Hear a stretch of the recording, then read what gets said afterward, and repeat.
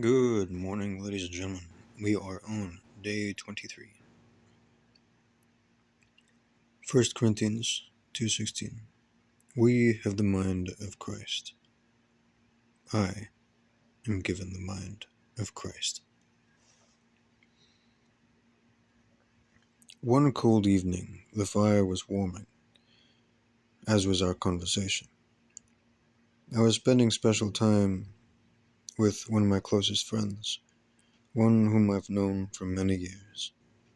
Several times during the evening, I would start to say something, and before I could get my thoughts completely formed, she would finish my sentence. Twice, I remember, we said the same word at the same time. My friend and I have a unique oneness of mind and spirit. We know each other's sensitivities and sorrows, preferences and the pains. How amazing it is that God offers you the same oneness with His Son. He wants you to know His heart by knowing His Word. He wants His thinking to saturate your thoughts. His plan from the beginning has been that His nature becomes your second nature. When you are given new life in Christ, you are given a new nature. Nature simply means doing what comes naturally. God gives you the capacity to think as He naturally thinks. What an extraordinary gift. A writer friend of mine told me every time she sits down to write, she first prays she will have the mind of Christ, His thoughts flowing through her as she writes. Her commandment had a strong impact on me. I now pray the same way.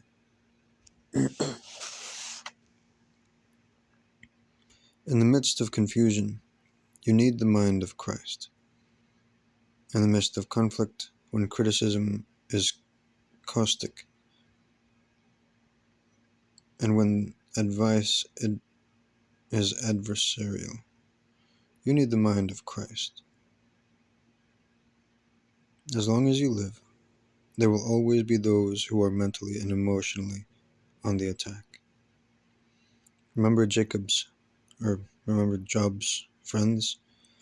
Although Job had done nothing wrong, he was besieged with assumptions that he had sinned. He was weighed down by the words and volumes of verbiage.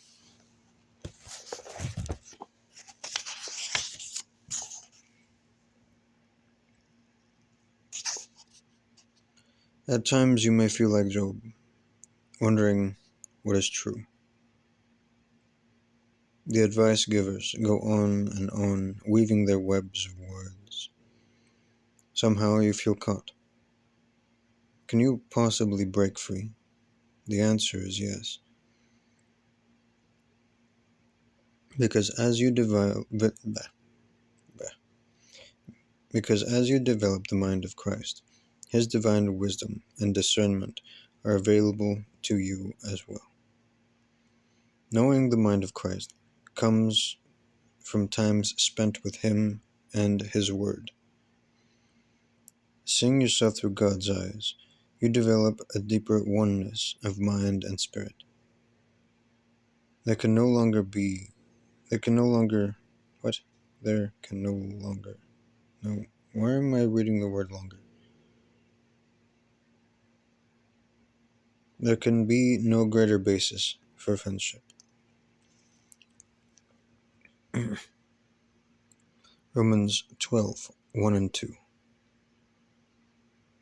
Ephesians 4:23.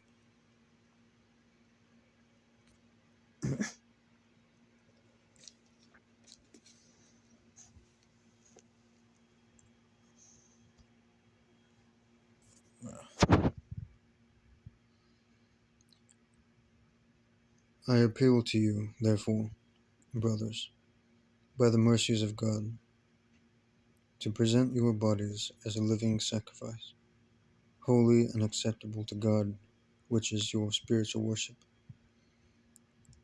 Do not be conformed to this world, but be transformed by the renewal of your mind, that by testing you may discern what is the will of God, what is good and acceptable and perfect.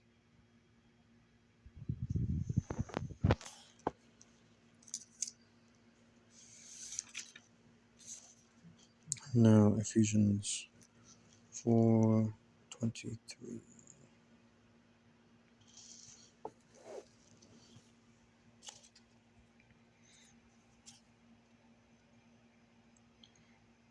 And to be renewed in the spirit of your minds.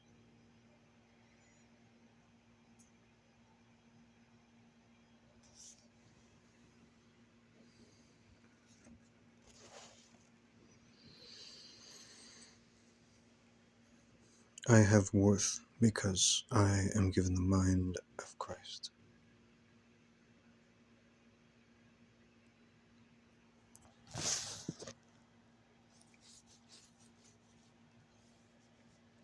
Father, through your eyes, I can see that I too have been on the attack emotionally, and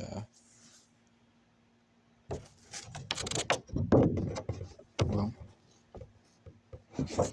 without you, it's constantly being on the offensive, and with you, I don't need to be.